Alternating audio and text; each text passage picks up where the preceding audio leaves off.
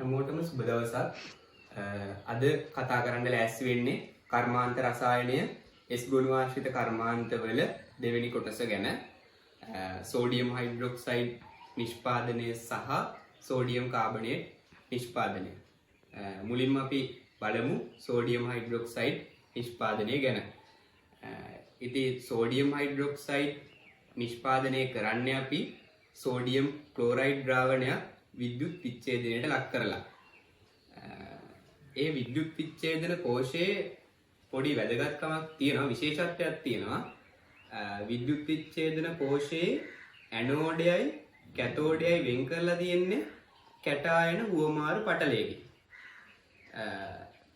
අයන හුවමාරු පටලයක් කියන්නේ අපි තෝරගත්ත අයන වලට විතරක් අදාළ පද්ධතීන් දෙක තුල සංචරණය වෙන්න ඉඩ සලසන පටලයකට. ඉතින් මෙතෙන්දී අපි භාවිතා කරන්නේ කැටායන වලට විතරක් ඇනෝඩය සහ කැතෝඩය අතර සම්ප්‍රේෂණය වෙන්න පුළුවන් පටලයක්. අපි ඒකට කියනවා කැටායන හුවමාරු පටලයක් කියලා. ඉතින් කර්මාන්ත ශාලාවට ගෙන සෝඩියම් ක්ලෝරයිඩ් ද්‍රාවණයේ සෝඩියම් ක්ලෝරයිඩ් වලට අමතරව තව අපද්‍රව්‍ය විදිහට මැග්නීසියම් අයන, කැල්සියම් අයන, එතනින් ගියාම සල්ෆේට් අයන තියෙන්න පුළුවන්. ඉතින් මුලින්ම අපි කරන්න ඕනි මේ අයන ඉවත් කරගෙන අර සෝඩියම් ක්ලෝරයිඩ් ද්‍රාවණය පිරිසිදු කරගන්න එක. මුලින්ම අපි මැග්නීසියම් අයන ඉවත් කරගන්න සෝඩියම් හයිඩ්‍රොක්සයිඩ් ද්‍රාවණයක් එකතු කරනවා. එතකොට මේ විදිහට මැග්නීසියම් අයන සෝඩියම් හයිඩ්‍රොක්සයිඩ් එක්ක මැග්නීසියම් හයිඩ්‍රොක්සයිඩ් විදිහට අවක්ෂේප වෙනවා. මේක අවක්ෂේපයක්. ඊළඟට අපි කරන්නේ කැල්සියම් අයන ඉවත් කරගන්න සෝඩියම් කාබනේට් ද්‍රාවණයක් එක් කරන එක. එතකොට මේ විදිහට කැල්සියම් අයන සෝඩියම් කාබනේට් එක්ක ප්‍රතික්‍රියා වෙලා කැල්සියම් කාබනේට් විදිහට අවක්ෂේප වෙනවා. එතකොට මෙන්න මේ පියවරේදී ඉතුරු වෙලා තිබ්බනම් තව මැග්නීසියම් අයන ඒවත් මේ සෝඩියම් කාබනේට් එක්ක මැග්නීසියම් කාබනේට් විදිහට අවක්ෂේප වෙනවා.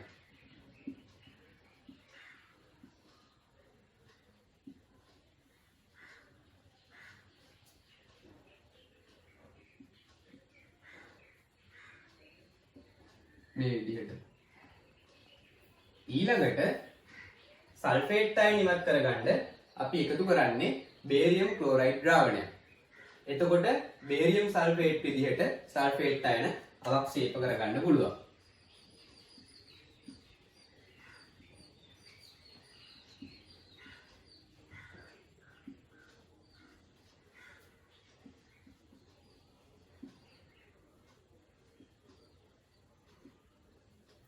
ඉතින් මේ වැඩිපුර එකතු වෙන බේරියම් අයන තිබ්බොත් අර කලින් පියවරේදී ඉතුරු වෙලා තියෙන සෝඩියම් කාබනේට් එක්ක ඒවා බේරියම් කාබනේට් විදිහට අවක්ෂේප වෙනවා. එතකොට අනවශ්‍ය අයන ඉවත් වීමෙන් ඇතිවන බලපෑම විශාල වශයෙන් මෙතෙන්දී මගහැරිලා අන්තිමේට සංතෘප්ත සෝඩියම් ක්ලෝරයිඩ් ද්‍රාවණයක් අපිට ලබා ගන්න පුළුවන්. ඉතින් මේ සෝඩියම් ක්ලෝරයිඩ් ද්‍රාවණයේ ප්‍රතිශත සංශුද්ධතාවය 126ක් විතර තමයි වෙන්නේ. ඊළඟ පියවරේදී ඒ සංතෘප්ත සෝඩියම් ක්ලෝරයිඩ් ද්‍රාවණය මෙන්න මේ විද්‍යුත් විච්ඡේදන කෝෂයට ඇතුළත් කරන එක තමයි කරන්නේ. එතකොට මේ කෝෂය ගත්තාම මම කලින් කිව්වා වගේ කැටායන හුවමාරු පටලයකින් කැතෝඩ කුටීරය සහ ඇනෝඩ කුටීරය වෙන් වෙලයි තියෙන්නේ. ඇනෝඩය විදිහට ටයිටේනියම් ඇනෝඩයක් තියෙනවා. කැතෝඩය නිකල් වලින් හදලා තියෙනවා. ඉතින් මෙන්න මේ කැතෝඩය සහ ඇනෝඩය අතර පරතරය අවම කරගෙන ප්‍රතිරෝධය අඩු කරලා ශක්තිය හානිය අවම කරගෙන තියෙනවා. අපි මෙතනින් තමයි ඇතුළත් කරන්නේ 126ක ප්‍රතිශත සංශුද්ධතාවයකින් යුක්ත සෝඩියම් ක්ලෝරයිඩ් ද්‍රාවණය. එතෙන්දී ක්ලෝරයිඩ් අයන ඇනෝඩය මතදී ඔක්සිකරණය වෙලා ක්ලෝරින් වායුව බවට පත් වෙලා මෙන්න මෙතනින් පිට වෙනවා.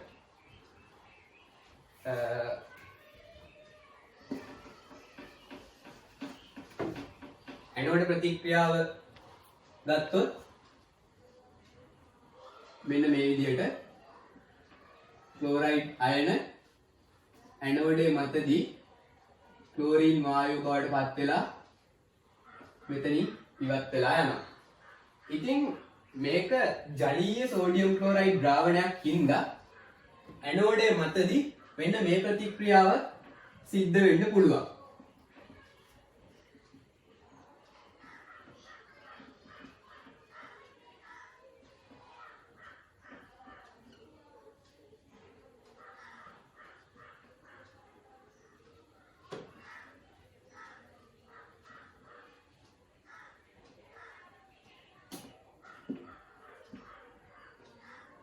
ඉතින් මෙන්න මේ විදිහට ඔක්සිජන් වායුව මෙතෙන්දී ඔක්සිහරණය වෙන්න ඉඩ තියෙනවා. මෙන්න මේ ප්‍රතික්‍රියා දෙක සැලකුවාම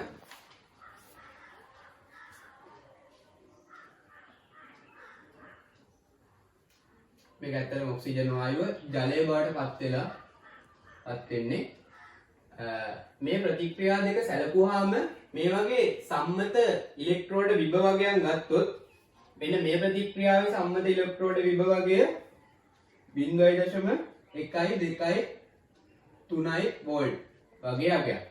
එතකොට ක්ලෝරින් වායුව ඔක්සිහරණය වීමට අදාළ ප්‍රතික්‍රියාවේ සම්මත ඉලෙක්ට්‍රෝඩ විභවගය ගත්තොත් ඒක එන්නේ 1.36 වෝල්ට් කියලා. ඉතින් මෙන්න මේ ප්‍රතික්‍රියා දෙකේ සම්මත ඉලෙක්ට්‍රෝඩ විභවගයන් බැලුවහම මේ ප්‍රතික්‍රියාවට වඩා මේ ප්‍රතික්‍රියාව සිද්ධ වීමේ හැකියාව වැඩි. ඒ වුණාට ඒ ප්‍රතික්‍රියාව සිද්ධ නොවි මේ ප්‍රතික්‍රියාව මෙතන සිද්ධ කරගන්න නම් සිද්ධ කරගෙන තියෙන්නේ මෙන්න මේ ක්ලෝරයිඩ් අයන සාන්ද්‍රණය ඉහළ අගයක පවත්වා ගැනීම මගින්. ඉතින් ඒ හින්දා තමයි අපි කතා කරේ මෙතනින් ඇතුළත් කරන්නේ සංතෘප්ත සෝඩියම් ක්ලෝරයිඩ් ද්‍රාවණයක් කියලා. එතකොට මෙතන ඇනෝඩය අසල ක්ලෝරයිඩ් අයන සාන්ද්‍රණය ඉහළ ගිහිල්ලා මේ ප්‍රතික්‍රියාව සිද්ධ නොවි මෙන්න මේ ප්‍රතික්‍රියාව සිද්ධ වෙනවා. ඉතින් මෙතනදී සැලකිලිමත් වෙන්න ඕනේ තව කාරණයක් තමයි මෙන්න මේ ක්ලෝරයිඩ් අයන සාන්ද්‍රණය පහළ වැටෙන්න නොදී පවත්වා ගන්න එක. හදිස්සියවත් ක්ලෝරයිඩ් අයන සාන්ද්‍රණය පහළ වැටුනොත් මේ ප්‍රතික්‍රියාව සිද්ධ නොවි මේ ප්‍රතික්‍රියාව සිද්ධ වෙන්න පටන් ගන්න අපිට ඕනි වැඩේ මෙතනින් වෙන්නේ නැහැ. ඉතින් ඒ හින්දා හැම වෙලේම අකණ්ඩව මෙන්න මෙතන සෝඩියම් ක්ලෝරයිඩ් ද්‍රාවණය මෙතනින් සපයන්න ඕනේ 26. එතකොට මෙතනින් ක්ලෝරයිඩ් අයන වැය වෙනවා. ඒ වැය වෙලා ප්‍රතිශත සංශුද්ධතාවය අඩු වෙන සෝඩියම් ක්ලෝරයිඩ් ටික මෙන්න මෙතනින් ඉවත් කර ගන්න ඕනේ. ඒ සෝඩියම් ක්ලෝරයිඩ් වල ප්‍රතිශත සංශුද්ධතාවය 124ක් වගේ ආගයක් තමයි තියෙන්නේ. එතකොට අපිට පේනවා 102කින් ප්‍රතිශත සංශුද්ධතාවය මේ සෝඩියම් ක්ලෝරයිඩ් ද්‍රාවණය අඩු වෙලා තියෙනවා. ඉතින් අකණ්ඩව මෙතනින් සෝඩියම් ක්ලෝරයිඩ් සපේනවා. මෙතනින් සෝඩියම් ක්ලෝරයිඩ් ඉවත් කර ගන්නවා. එතකොට කැතෝඩ ප්‍රතික්‍රියාව සැලකුවොත් මෙතෙන්දි සිද්ධ වෙන්නේ ජලය ඔක්සිහරණයට ලක් වෙන එක. ජලය ඔක්සිහරණයට ලක් වෙලා හයිඩ්‍රජන් වායුව පිට වෙනවා. මේ විදිහට. ඉතින් මෙතනදී හැදෙන OH- අයන මෙතන එකතු වෙනවා. මෙතෙන්දී ක්ලෝරයිඩ් අයන වැය වෙනවා. එතකොට අපිට පේනවා මෙතන ඍණාරෝපණ සාන්ද්‍රණය අඩු වෙනවා ක්ලෝරයිඩ් අයන වැය වෙන හින්දා. මෙතන ඍණාරෝපණ සාන්ද්‍රණය වැඩි වෙනවා හයිඩ්‍රොක්සිල් අයන හැදෙන හින්දා. එතකොට මේ පද්ධති දෙකේ ආරෝපණ වල වෙනසක් ඇති වෙනවා. ඉතින් ඒ ආරෝපණ වල ඇති වෙන වෙනස හින්දා තවදුරටත් විද්‍යුත් උදාසීනතාවය පවත්වා ගන්න මේ පැත්තේ ඍණාරෝපණ අඩු වුණා කියන්නේ ධනාරෝපණ සාන්ද්‍රණය වැඩි වෙනවා. මේ පැත්තේ ඍණාරෝපණ සාන්ද්‍රණය වැඩි වෙනවා කියන ධනාරෝපණ සාන්ද්‍රණය අඩු වෙනවා. එතකොට සිද්ධ වෙන්නේ සෝඩියම් අයන මෙන්න මේ පටලය හරහා මේ පැත්තේ ඉඳන් මේ පැත්තට ගමන් කරන එක. ඒකෙන් මේ පද්ධති දෙක තුල මේ පැත්තේ ඍණාරෝපණ සාන්ද්‍රණය අඩු වීම බැලන්ස් වෙනවා. මේ පැත්තේ ඍණාරෝපණ සාන්ද්‍රණය වැඩි වීම බැලන්ස් කරලා පද්ධති දෙක තුල විද්‍යුත් උදාසීනතාවය පවත්වා ගන්න පුළුවන් වෙනවා. මෙතෙන්දී අපි කැටායන හුවමාරු පටලයක් භාවිතා කිරීමෙන් වැදගත්කම තමයි මෙන්න මෙතන හැදුණු OH- අයන වලට මේක හරහා යන්න බෑ. ඒක හරහා OH- අයන වලට යන්න පුළුවන් වුණා නම් ඒගොල්ලෝ මෙතනින් පිට වෙන ක්ලෝරින් වායුවත් එක්ක ප්‍රතික්‍රියා කරන්න පුළුවන්. ඒක වළක්ව ගන්න තමයි මෙන්න මේ කැටායන හුවමාරු පටලය මෙතෙන්ට පාවිච්චි කරේ. ඉතින් ඔන්න ඔය විදිහට මෙතනදී OH- අයන හැදෙනවා. මෙතනින් මේ පැත්තට එන සෝඩියම් අයනත් එක්ක සෝඩියම් හයිඩ්‍රොක්සයිඩ් ඒගොල්ලෝ හදනවා. හදලා මෙන්න මෙතනින් අපිට සෝඩියම් හයිඩ්‍රොක්සයිඩ් විදියට ඒ ද්‍රාවණය ඉවත් කරගන්න පුළුවන්. සාමාන්‍යයෙන් ඒකේ ප්‍රතිශත සංශුද්ධතාවය ගත්තොත් සෝඩියම් හයිඩ්‍රොක්සයිඩ් 33ක් විතර තමයි තියෙන්නේ. සාපේක්ෂව ඉහළ අගයක්. ඕනනම් අපිට පුළුවන් තව දුරටත් මේකෙන් ජලය වාෂ්පීකරණය වෙන්න හැරලා මේ ප්‍රතිශත සංශුද්ධතාවය තව ඉහළ අගයකට තියෙන්නේ. මේ විදිහට තමයි සෝඩියම් හයිඩ්‍රොක්සයිඩ් නිෂ්පාදනය සිද්ධ වෙන්නේ. සෝඩියම් හයිඩ්‍රොක්සයිඩ් වල ප්‍රයෝජන කතා කරොත් අපි කලින් කතා කරා සබන් නිෂ්පාදනයේදී අමුද්‍රව්‍යයක් විදිහට ගත්තේ සෝඩියම් හයිඩ්‍රොක්සයිඩ්. ඊට අමතරව සේදුම්කාරක ද්‍රව්‍ය නිෂ්පාදනයට ගන්නවා, ඩයි වර්ග නිෂ්පාදනයට ගන්නවා, ක්ලෝරීන් එක්ක ප්‍රතික්‍රියා කරවලා විරංජක ද්‍රාවණ හදන්න සෝඩියම් හයිඩ්‍රොක්සයිඩ් පාවිච්චි කරා. කාබනික රසායනයේදී කතා කරන්න ඇති. ඊටත් අමතරව කාබන් ඩයොක්සයිඩ් වගේ ආම්ලික වායු ඉවත් කරන්නත් මේ සෝඩියම් හයිඩ්‍රොක්සයිඩ් තමයි පාවිච්චි කරන්නේ. සෝඩියම් හයිඩ්‍රොක්සයිඩ් නිෂ්පාදනයේ අතුරු ඵලවල ප්‍රයෝජන ගත්තොත් අතනින් පිටවෙන ක්ලෝරින් වායුව අපි ගන්නවා විරංජක කාරකයක් විදිහට. ඊට පස්සේ විරංජක කුඩු නිෂ්පාදනයට තව ගත්තොත් ක්ලෝරීනීකృత කාබනික සංයෝග හදන්නත් පාවිච්චි කරන්නේ මේ ක්ලෝරින් වායුව තමයි. ඊට අමතරව මේ පිටවෙන ක්ලෝරීන් සහ හයිඩ්‍රජන් ප්‍රතික්‍රියා කරවලා HCl වායුව හදා ගන්නවා. ඒ HCl වායුව ජලයේ දිය කරලා තමයි ප්‍රබල හයිඩ්‍රොක්ලෝරික් අම්ලය අපි හදාගන්නේ. හයිඩ්‍රජන් වල ප්‍රයෝජන කතා කරොත් හයිඩ්‍රජන් ඔක්සිජන් හයිඩ්‍රජන් ඉන්ධන කෝෂ තුල පාවිච්චි කරනවා. ඊට අමතරව කාර්බනික විද්‍යා බැලුන පුරවන්න ගන්නේ මේ හයිඩ්‍රජන් වායුව තමයි. ඔය ටික තමයි දැනගන්න ඕනි සෝඩියම් හයිඩ්‍රොක්සයිඩ් නිෂ්පාදනය ගැන. ඊළඟට බලමු සෝඩියම් කාබනේට් නිෂ්පාදනය පිළිබඳව. සෝඩියම් කාබනේට් නිෂ්පාදනය අපි සිලබස් එකේ කතා කරන්නේ සෝල්වේ ක්‍රමයෙන්. සෝල්වේ ක්‍රමයෙන් එහෙම නැත්නම් ඒකට අපි කියනවා ඇමෝනියා සෝඩා ක්‍රමය කියලා. සෝල්වේ ක්‍රමයෙන් තමයි සෝඩියම් කාබනේට් නිෂ්පාදනය කරන්නේ. සෝඩියම් කාබනේට් නිෂ්පාදනයේ සැලකුවාම මෙතෙන්දී අපි කරගන්නේ මතු පිට දේ බැලුවොත් සිද්ධ වෙන්නේ සෝඩියම් ක්ලෝරයිඩ් එක්ක කැල්සියම් කාබනේට් ප්‍රතික්‍රියා වෙලා සෝඩියම් කාබනේට් සහ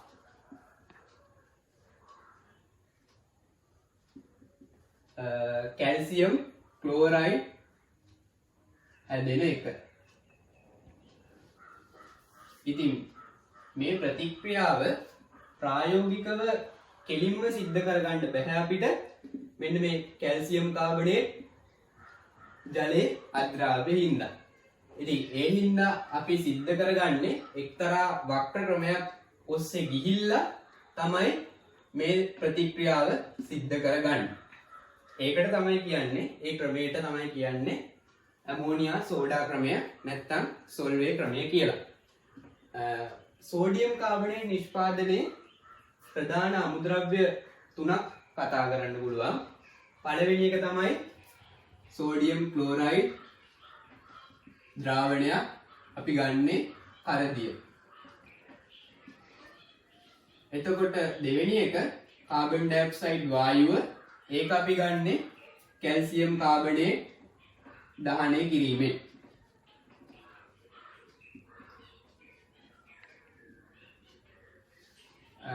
තුන්වෙනි අමුද්‍රව්‍ය විදිහට ඇමෝනියා පාවිච්චි කරනවා. ඇමෝනියා හේබර් ක්‍රමයෙන් තමයි අපි ලබා ගන්න. හේබර් ක්‍රමය ගැන ඉස්සරහට කතා කරනවා කර්මාන්ත රසායනය යටතේ. ඉතින් පළවෙනි පියවරේදී සිද්ධ කරන්නේ වාරක තැටි සහිත අටලුවක් තුලින් ඉහළින් කරදිය එවද්දී පහළින් ඇමෝනියා යවන එක. ඒ අටලුව අපිට මෙහෙම අඳින්න පුළුවන්.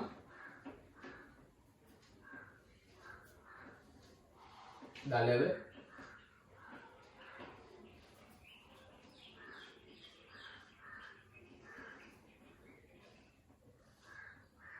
මේ විදිහට මෙතන වාරක තැටි තියෙනවා. මෙහෙන්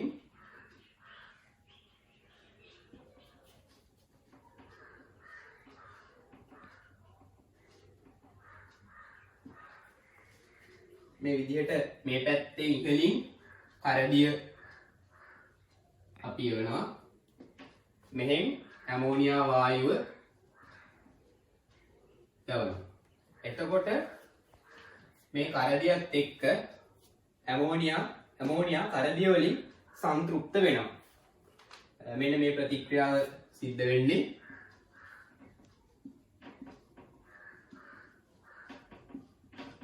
මේ විදිහට ඇමෝනියම් අයන සහ හයිඩ්‍රොක්සිල් අයන හදනවා. ඒ කරදියත් එක්ක මෙහෙන් එන ඇමෝනියා ප්‍රතික්‍රියා කරලා මේ තියෙන්නේ වාරක තැටි.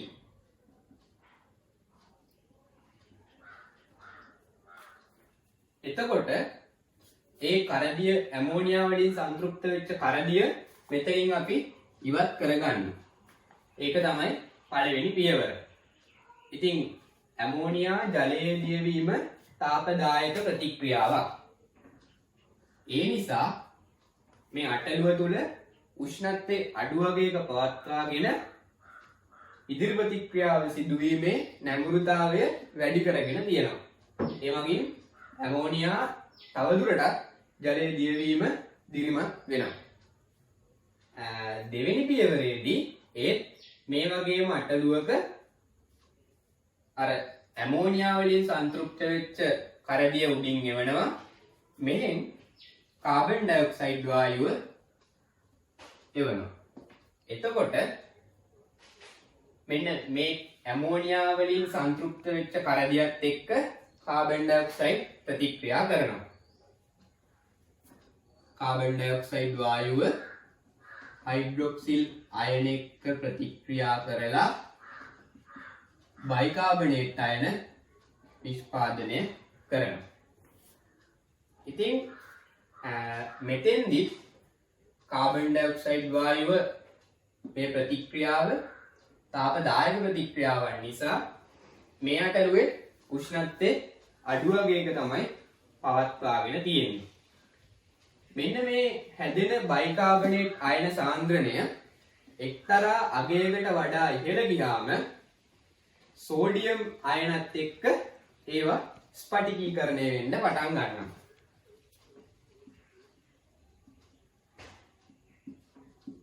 ඊට පස්සේ අපිට පුළුවන් ඒ ස්ෆටික සහිත ද්‍රාවණය මෙන්න මෙතන පහළ කෙළවරින් ඉවත් කර ගන්න.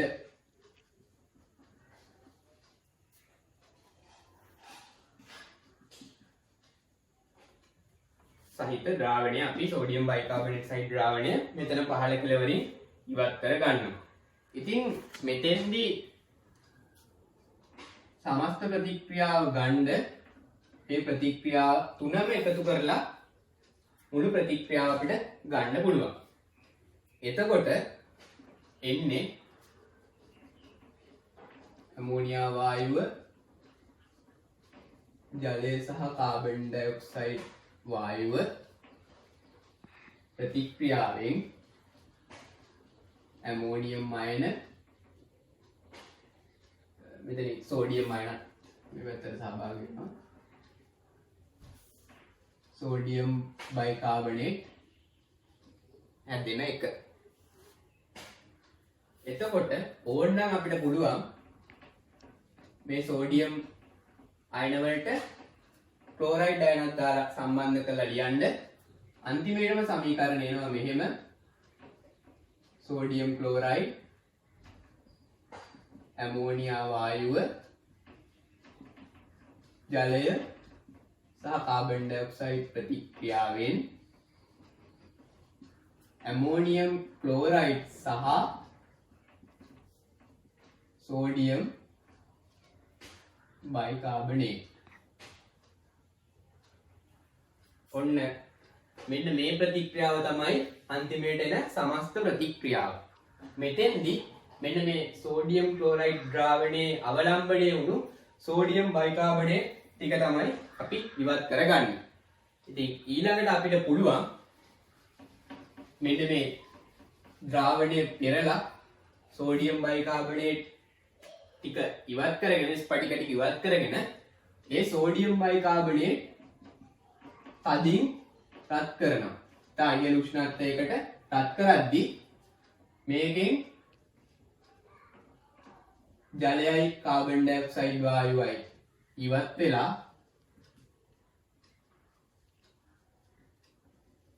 සෝඩියම් කාබනේට් අපිට ලබා ගන්න පුළුවන්. එතකොට මෙන්න මෙතෙන්දි තමයි අන්තිමේට අපිට සෝඩියම් කාබනේට් හම්බෙන්නේ. ඉතින් මෙන්න මේ පියවර ටික ඔස්සේ යන්න ඕන හින්දා තමයි කිව්වේ එක්තරා වක්‍ර ක්‍රමයක් ඔස්සේ යන්න ඕනි සෝඩියම් කාබනේට් නිෂ්පාදනය කරගන්න කියලා. ඉතින් මේ ක්‍රමයේදී ඵලදායීතාවය වැඩි කරන්න අපි ක්‍රම කීපයක් පාවිච්චි කරනවා. ඒ ක්‍රම විදිහට පළවෙනි ක්‍රමය මම කතා කරා කලින් අටළු තුල උෂ්ණත්වය අඩු වගේක පවත්වාගෙන තියෙනවා කියලා. ඉතින් වායුන් ජලයේ දියවීම තාපදායක ක්‍රියාවලියක් නිසා මේ අටළු දෙක තුලම උෂ්ණත්වය අඩු වගේක තියාගෙන අපි මේ ජලයේ දියවීමේ ක්‍රියාවලිය දිරිමත් කරගෙන තියෙනවා. සාමාන්‍යයෙන් මේ අටළු තුල උෂ්ණත්වය සෙල්සියස් අංශක 35ක් එහෙම නැත්නම් සෙල්සියස් අංශක 40ක් වගේ අගයක් තමයි තියෙන්නේ. ඊට අමතරව දෙවෙනි ක්‍රියාව තමයි අපි පාවිච්චි කරන මුලින්ම කාබන් ඩයොක්සයිඩ් පළවෙනි අටළුවට නොයවා දෙවෙනි අටළුවේදී ඒක යවන එක. දැන් කාබන් ඩයොක්සයිඩ් කෙලින්ම පළවෙනි අටළුවට යවුවොත් ඒක ජලයත් එක්ක ප්‍රතික්‍රියා වෙලා කාබොනික් අම්ලය හදනවා. මෙන්න මේ විදිහට. ඉතින් මේ කාබොනික් අම්ලය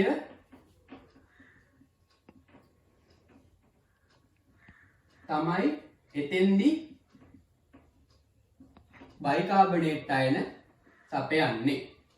කාබොනික් අම්ලය විඝටනය වෙලා H+ අයන සහ බයිකාබනේට් අයන ලබා දෙනවා. නමුත් මෙන්න මෙතනින් ලැබෙන බයිකාබනේට් අයන සාන්ද්‍රණය ප්‍රමාණවත් වෙන්නේ නැහැ සෝඩියම් බයිකාබනේට් ස්ෆටිකීකරණය වෙන්න තරම්. ඒ කියන්නේ මේ බයිකාබනේට් අයන සාන්ද්‍රණය යම්කිසි සාන්ද්‍ර අගයක් ඉහළ පැන්නුවාම තමයි සෝඩියම් බයිකාබනේට් විදිහට ඒවා අවක්ෂේප වෙන්නේ. ඉතින් මෙතනින් මෙන්න මේ දුබල අම්ලයක් වන කාබොනික් අම්ලය විඝටනය වෙලා හැදෙන බයිකාබනේට් අයන සාන්ද්‍රණය අපිට ප්‍රමාණවත් වෙන්නේ නැහැ සෝඩියම් බයිකාබනේට් අවක්ෂේප කරගන්න. ඉතින් පළවෙනි අටළුවේදී ඇමෝනියා කරදියෙන් සංතෘප්ත වීමෙන් හැදෙන හයිඩ්‍රොක්සිල් අයන හොඳ නියුක්ලියෝෆයිලයක් විදිහට ක්‍රියා කරලා මෙන්න මේ කාබන් ඩයොක්සයිඩ් අණුවට ඉතා කාර්යක්ෂම ලෙස පහර දෙනවා. පහර දීලා බයිකාබනේට් අයන වැඩි වැඩියෙන් හදන එක සිද්ධ කරනවා. එතකොට ලැබෙන බයිකාබනේට් අයන සාන්ද්‍රණය හොඳටම ප්‍රමාණවත් වෙනවා සෝඩියම් බයිකාබනේට් ස්ෆටිකීකරණය වෙන්න. ඉතින් අන්න ඒ හින්දා තමයි මෙතෙන්දී පළවෙනි අටලුවේදී ඇමෝනියා වලින් කරදිය සංතෘප්ත කරලා දෙවෙනි අටලුවේදී ඒ තුලට කාබන් ඩයොක්සයිඩ් යවුවේ. ඕක තව විදිහකට අපිට කියන්න පුළුවන්.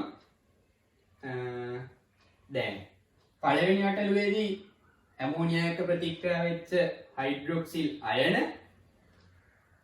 දෙවෙනි අටලුවේදී මෙන්න මෙතනදී මෙන්න මේ ප්‍රතික්‍රියාවෙන් ලැබෙන H+ අයන ප්‍රතිග්‍රහණය කරලා ඒවා ජලයේ විදිහට ඉවත් වෙනවා කියලා අපිට සලකන්න පුළුවන්. අර හැදිච්ච හයිඩ්‍රොක්සිල් අයන මෙතනින් හැදුණු H+ අයනත් එක්ක ජලයේ විදිහට ඉවත් වෙලා යනවා.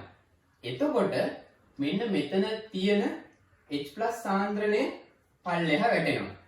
නමුත් ලෙජට්ලිය මූලධර්මය අනුව එහෙම පල්ලෙහා වැටෙන්න බෑ. ඉතින් H+ සාන්ද්‍රණය වැඩි කරගන්න මේ ඉදිරි ප්‍රතික්‍රියාව මෙහෙට දිරිමත් වෙනවා. ඒ දිරිමත් වීමත් සමග බයිකාබනේට් අයන සාන්ද්‍රණය මේ පැත්තෙන් වැඩි වෙනවා.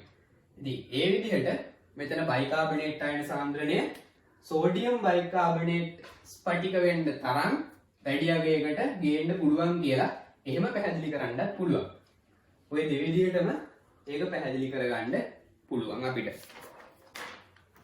ඉතින් ඊට පස්සේ කතා කරන්න ඕනි සෝඩියම් කාබනේට් නිෂ්පාදනයේ සොල්වේ ක්‍රමයේ පවතින වාසි ගැන.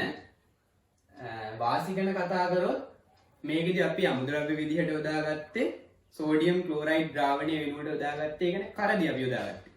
එතකොට කරදිය පහසුවෙන් ලබා ගන්න පුළුවන්. එතකොට කාබන් ඩයොක්සයිඩ් වායුව කැල්සියම් කාබනේට් දහණයට යොදාගත්තේ. ඒක අපිට පහසුවෙන්ම ලබා ගන්න පුළුවන් අමුද්‍රව්‍යයක්. ඇමෝනියා වුණත් හේබර් ක්‍රමයෙන් පහසුවෙන් ලබා ගන්න පුළුවන් වුණා. එතකොට ඊළඟට මෙන්න මෙතෙන්දී අපිට පේනවා සෝඩියම් අන්තිමේට සෝඩියම් බයිකාබනේට් රත් කරද්දී කාබන් ඩයොක්සයිඩ් වායුව පිට වෙලා තියෙනවා කියලා. ඉතින් ඒකෙන් කියන්නේ ඕන්න අපිට මේ කාබන් ඩයොක්සයිඩ් වායුව ආයම දෙවන අටලුව තුලට යවන්න පුළුවන්. ඒ කියන්නේ මෙතෙන්දි සිද්ධ වෙලා තියෙනවා අමුද්‍රව්‍ය ප්‍රතිචක්‍රීකරණය වීමකුත්. ඊට අමතරව අපිට ඕන්න අර මුලින්ම කාබන් ඩයොක්සයිඩ් වායුව ඉපදව ගන්න කැල්සියම් කාබනේට් රත් කරලා එතනින් කාබන් ඩයොක්සයිඩ් වලට ආපු අමතරව ආපු කැල්සියම් ඔක්සයිඩුයි මෙන්න මෙතනින් හැදිච්ච ඇමෝනියම් ක්ලෝරයිඩුයි මේ ද්‍රාවණය ප්‍රතික්‍රියා කරලා ඇමෝනියා වායුව නිපදවා ගන්න.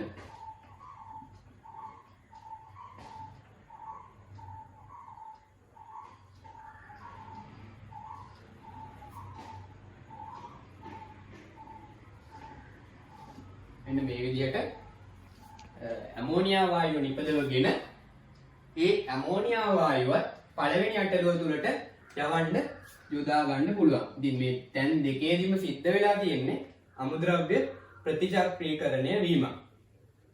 එතකොට එතනිනුත් අපේ ලාභය වැඩි කරගන්න පුළුවන්. ඊට අමතරව ඕන්නම් මෙන්න මෙතනින් මේ ලැබිච්ච කැල්සියම් ක්ලෝරයිඩ් එක භාවිතා කරලා ඒක සල්ෆේට් අයනත් එක්ක ප්‍රතික්‍රියා කරලා අපිට පුළුවන්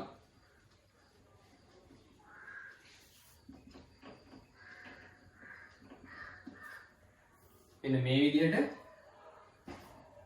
සිමෙන්ති කර්මාන්තයට යොදා ගන්න ජිප්සම් කියන ද්‍රව්‍ය නිපදව ගන්න. මේක පාවිච්චි කරනවා සිමෙන්ති කර්මාන්තය සඳහා. ඉතින් ඔන්න ඔය විදිහට මේකෙන් ලැබෙන අතුරුඵල ගොඩක් ප්‍රයෝජනවත් විදිහට අපිට යොදා ගන්න පුළුවන්. ඊළඟට වැදගත් කාරණේ තමයි අපිට මෙන්න මේ ක්‍රමයට අනුරූප ක්‍රමයකින් සෝල්වේ ක්‍රමයට අනුරූප ක්‍රමයකින් පොටෑසියම් කාබනේට් නිෂ්පාදනය කරගන්න බෑ.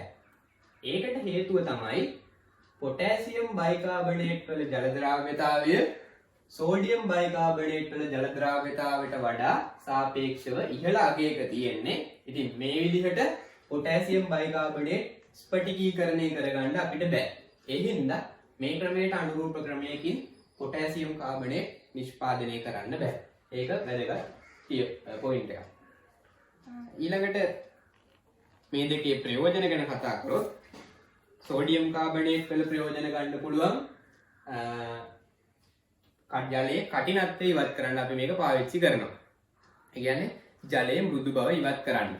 ඊට අමතරව ආහාර සහ බීම වර්ග නිෂ්පාදනයේට රෙදි සෝඩා විදිහට භාවිතා කරනවා.